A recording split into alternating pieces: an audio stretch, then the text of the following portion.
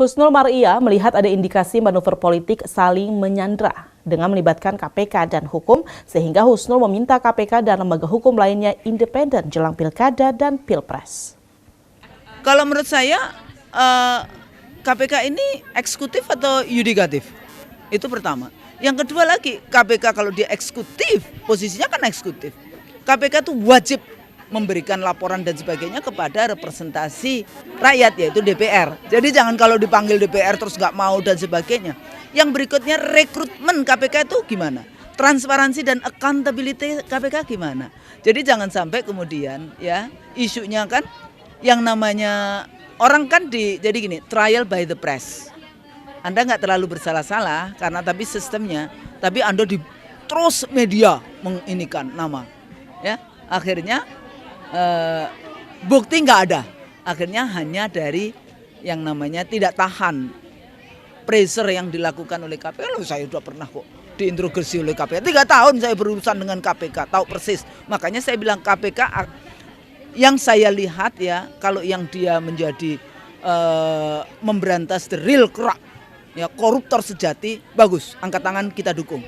Tapi kalau dia menjadi alat untuk menghancurkan lawan politik melalui mengkoruptorkan lawan politik, saling menyandra dan sebagainya, menurut saya rugi bangsa ini. Akhirnya politik menjadi mahal sekali karena saling sandra menyandra. Dan bagi saya kalau kita mau buka-bukaan data, para elit politik yang ada ini sudah saling menyandra melalui KPK. Termasuk KPK-nya sendiri bisa menyandra ya dengan cara-cara mau tingkatkan apa enggak ini bisa saja. Ya, usai ditahan di rutan Komisi Pemberantasan Korupsi pada pekan lalu, kali pertama KPK memeriksa 4 tersangka dalam kasus suap pengadaan barang dan jasa di pemerintah Kota Kendari tahun 2017-2018.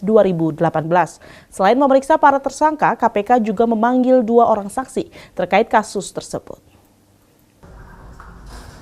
4 tersangka ini yaitu Wali Kota Kendari Adriatma, calon Gubernur Sulawesi Tenggara Asrun, mantan Kepala BPKAD Kota Kendari Fatmawati Faki, dan Direktur PT Sarana Bangun Nusantara Hasmun Hamzah, masing-masing menjalani pemeriksaan sebagai tersangka untuk kali pertamanya sejak ditahan pasca operasi tangkap tangan oleh KPK.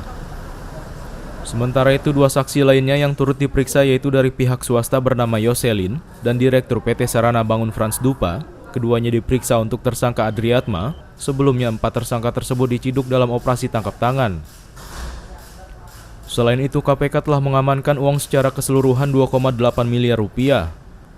Uang tersebut diberikan oleh Hasmun Hamzah melalui anak buah Adriatma untuk diberikan ke ayahnya Asrun yang rencananya untuk biaya pilkada. Deddy Muhsoni memberitakan dari Jakarta.